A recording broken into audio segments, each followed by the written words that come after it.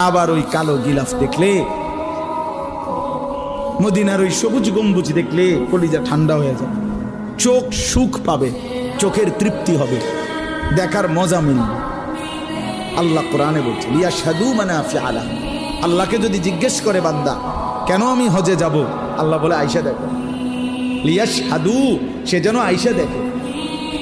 আইসো বান্দা, আসো না আমার ঘরে, আসো, আমি দেখাবো কুদরতের কি পরিমাণ নিদর্শন।